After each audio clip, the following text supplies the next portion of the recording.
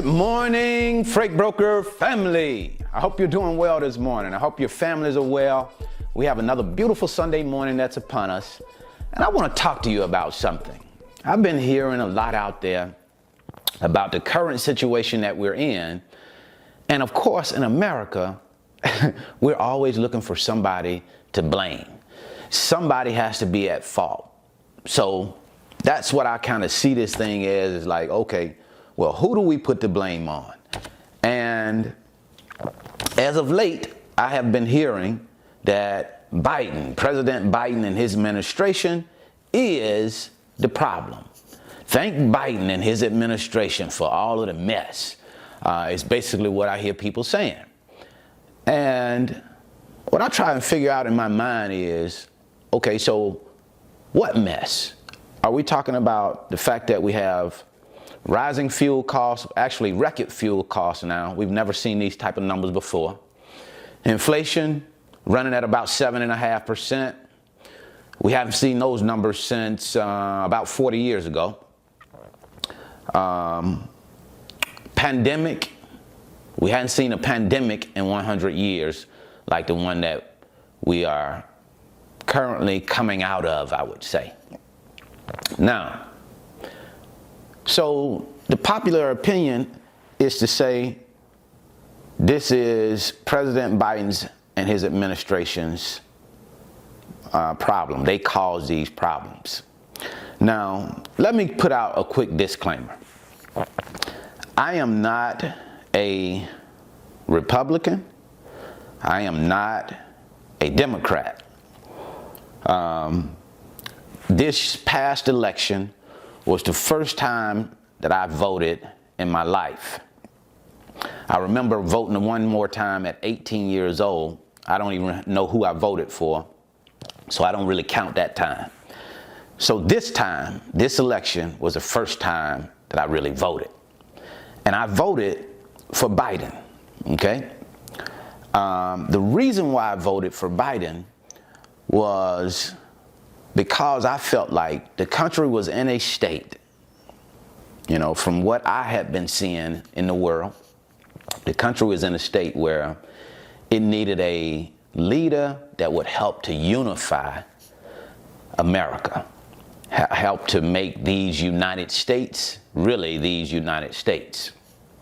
Because right now, just in my opinion, just in my little view, I think that is what America needs more so than anything else, is to unite. I think we really have forgotten that here in America, whether you black, white, green, yellow, brown, it doesn't matter. Everybody here is on the same team, right? When you get on an airplane, right, everybody on the airplane is cheering for the pilot. I don't know who the pilot is. Doesn't matter to me who he is. Doesn't matter what race he is. Doesn't matter where he comes from. When we get on that plane, we're all cheering for the pilot. Well, that's how I look at it when it comes down to the President of the United States. Whoever is in the seat, doesn't matter to me. Where he comes from, who he is, I'm cheering for the pilot. Because if America does well, then I have a chance to do well. If America doesn't do well, if it is, you know, loses the currency status of being the world's reserve currency, then America as we know it will have changed. So naturally, I'm rooting for America. So it just makes sense for me, in my mind, to root for who's in the president's seat at whatever time. Just my thinking, right? Because to root against him is to root against America, is how I see it. But getting back to the responsibility, who's at fault? I think it's natural to blame whoever is in charge. Whoever is the person that's sitting in the seat at the time, that's who you say is responsible, right? I think that's kind of like giving the quarterback of the team all of the responsibility when the team loses a game or the Super Bowl. Is that a fair thing to do? No, absolutely not. quarterback is not the only player on the team, but he's a leader. That's just how it goes. So I realize that whoever is in charge will get the brunt of the responsibility. People will say that it's their problem. They caused the problem. But now, let's really look at this thing. Let's look at it. Let's start with the pandemic. Was Biden responsible for the pandemic? Did he cause the pandemic? No. As a matter of fact, the pandemic happened before his watch. You know, it happened when 2020, I think it was, at the end of 2020 or the start of 2020, around January, February, March time frame. The first cases may have happened maybe early as December, November time frame. But that was some time before Biden got into office. And then let's look at Biden's response to the pandemic. Now, personally, I want to go ahead and say this now. I didn't like how Biden responded when it came to mandating vaccinations. I thought that that wasn't good. I didn't think that you should make somebody take a vaccine. But now, that's just how I see it in my own little world. Do I understand his decision? Yeah, I understand his decision. Because we're talking about a whole United States with 330 million people in it, and not only the people that just live here, the people that come in and out of this country on a daily basis. I felt like he had to take that step in a sense. Because what do when you have a pandemic that's running out of control? So I feel like that decision was a decision that I didn't agree with at all, but I understood the decision. Now, I still harbor my own feelings about vaccinations, or forced vaccinations, I should say. To me, how I see it is anybody who want to get vaccinated, boom, go ahead and get vaccinated. And if a person does not want to get vaccinated, he or she should not be mandated to get vaccinated. You shouldn't be, threatened to lose your job if you don't get vaccinated. Now, the other side of that is I understand that going into the workplace and possibly infecting others, if you don't have the vaccine, I get how that could be a problem. So I don't agree with it, but I understand it. Pandemic issue. So I think he's had a pretty decent response to the pandemic. I think that President Trump had a pretty decent response to the pandemic. And if you remember, President Trump was the one that shut down the country, shut the borders when the pandemic started, okay? So I think that when you are in that seat in a pressure situation, you have to make a decision. And it's easy for people to come back and say, oh, you should have done this, you should have done that, because hindsight is 20/20. But we are not in the seat at the time making those, really pressure-filled decisions. So I think both of those decisions were decent decisions. Now, let's take a look at inflation. How can we blame inflation on Biden? Let's see how we can do that. Well, Biden took a stimulus package when he came into office, and they start giving away a whole lot of money, free money.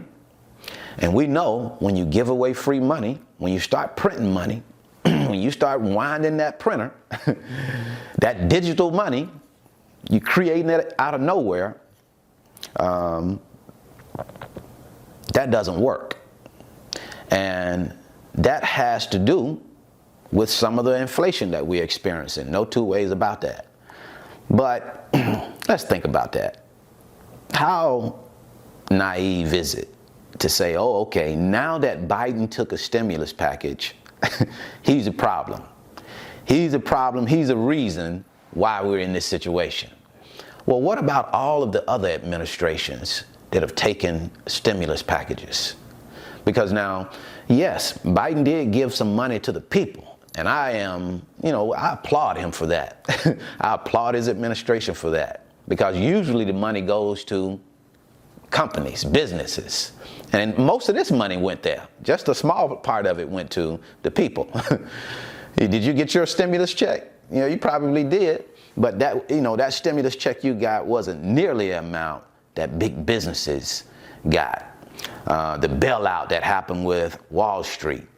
So these problems didn't just come up in Biden's or during Biden's administration. They've been here. Administrations after administration after administration have taken stimulus packages. When we look at the current debt situation, America's debt, what is it now? Almost $30 trillion now? This is not a problem that just happened today. This has been happening over time. This is a problem of the collective. And just so happened now that Biden is in office, well, kind of like the chickens are coming home to roost. Inflation is running rampant. We have fuel prices that are record fuel prices. Is that Biden's fault? Could be. Let's see.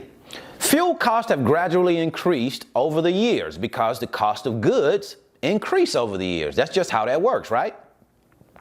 So let's look at the shutdown. When we had the pandemic and we had the shutdown, I don't think people really understand how shutdowns impact a country like America. We're dependent on transactions, buying and selling. That's what keeps America afloat, the money. If you follow the money, you'll start to understand more about how this country works. The money is what allows for America to be who she is. Now, of course, she has a great army. No two ways about that. A great military. But I'm talking about the day-to-day activity is what keeps America on her feet, buying and selling. And when you shut that down for a period of time, then of course, the country is going to be greatly impacted. The economic structure of that country will be impacted, right? The economic foundation will be impacted when you shut down like that. Now, when you shut down and you stop everything, that means the supply chain is disrupted. And then you open back up, right? So there's a high demand for all goods now. So because of high demand, gas has continued to increase. Then you throw in on top of that the Ukraine-Russian war now, right? And all of the sanctions that America has put against Russia. And then you ban Russian oil, which is supported by more than 65% of the American people. Republicans support that ban as well. But Russia is the second largest exporter of oil in the world. So when you have Russia being the second largest exporter, then you know that's going to cause us some serious problems at the fuel pump. And I think those problems are going to be exacerbated as the war continues on. So the sooner it's resolved, I think the sooner we'll start to see some relief at the pump. So you be the judge. Was that Biden and his administration's fault? Or was that just something that happened and it was really out of any administration's control? You be the judge. Two other issues that I want to mention that I think Biden handled poorly. Number one was the pullout from Afghanistan.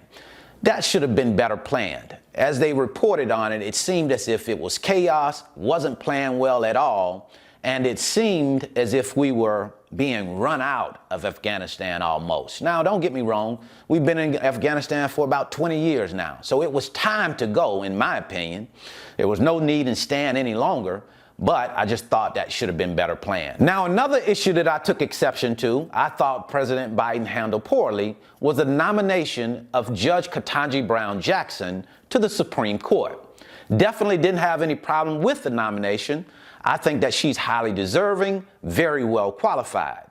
But I did have a problem with the way that it went down.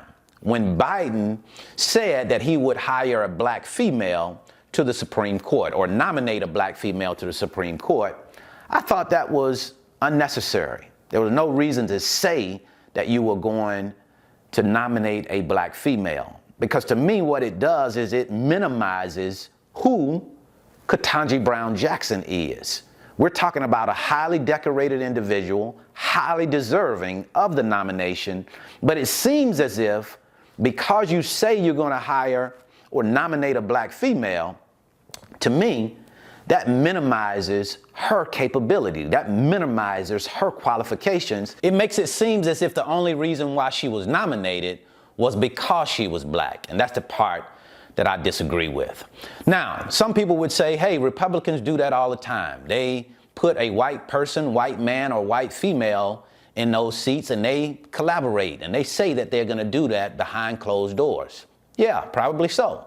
But they don't come out publicly and say it. They don't come out and say it and basically say all other competitors are off the table. If you are not black, if you are not this color, then you are not even in the runnings. They don't make those declarations publicly, and I didn't think Biden should have done that either. But I'm just one guy, one person with my own little ideas, my own little perspective. So that's what I wanted to share with you today. If you have some different feelings, share them with us in the comment section. If you agree with some of the things that I've said, share your thoughts on those as well.